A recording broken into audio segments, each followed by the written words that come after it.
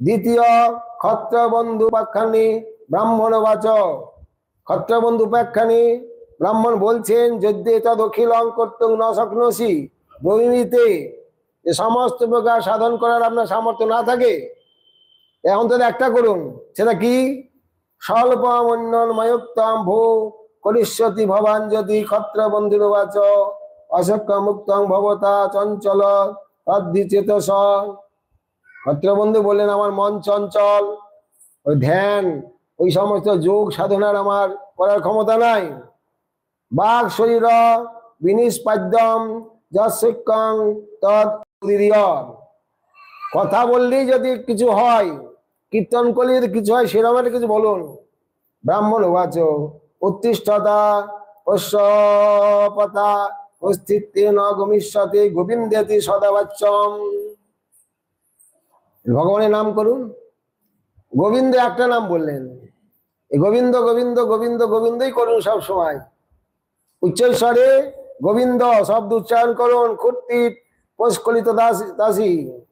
এই করতে করতেই আপনার এমনকি ক্ষুধা তৃষ্ণা নিদ্রা পর্যন্ত জয় করতে পারবেন। একটা নামের কথাই বললেন গোবিন্দ।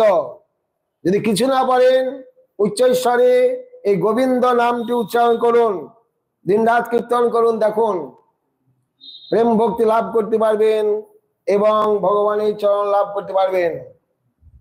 বৃহৎ ভাগবতে আপনি তো সনাতন গোস্বামীপাদ বারবার বলেছেন ভগবানের নাম আপনি একটাও করতে পারেন, একসঙ্গে দুটি তিনটি চারটি পাঁচটা, যেমন আমাদের 16 নাম 32 অক্ষর।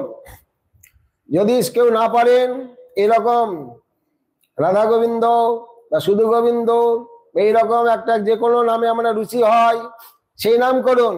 কিন্তু সেখানে বলেছেন যে ব্রজলীলার নাম করলে বিশেষ ফল পাওয়া যাবে। ভগবানের নাম যে কোনো ভগবানের নাম না, বিষ্ণু সহস্র নাম পাঠ করলে যে ফল হবে, একবার রাম নাম করলে সেই ফল হবে। 3 বার রাম নাম করলে যে ফল হবে, একবার কৃষ্ণ বললে সেই ফল হবে। 100 বার কৃষ্ণ বললে যে ফল হবে, একবার রাধা বললে সেই ফল হবে। 100 বার রাধা বললে যে ফল হবে, একবার গৌর বললে সেই ফল হবে। অতএব নামে তারতম্য আছে, কারণ ভগবান আর ভগবানের নাম অভিন্ন।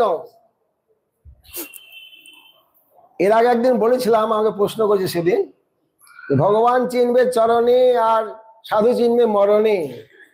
তা প্রশ্ন করেছিলাম আমাকে, তা ভগবান চিনবে চরণে, চরণে কি দেখবো? চরণ চিহ্ন দেখবেন। কোন ভগবান কেমন ভগবান এটা চরণ চিহ্নে জানা যাবে কত বড় ভগবান। স্বয়ং ভগবান কৃষ্ণের চরণে রাধারানীর চরণে 49 চিহ্ন, কৃষ্ণের চরণ 49 চিহ্ন, রাধারানীর চরণ 49 চিহ্ন, কিন্তু মহাপুর চরণে 32 চিহ্ন। কত বেশি!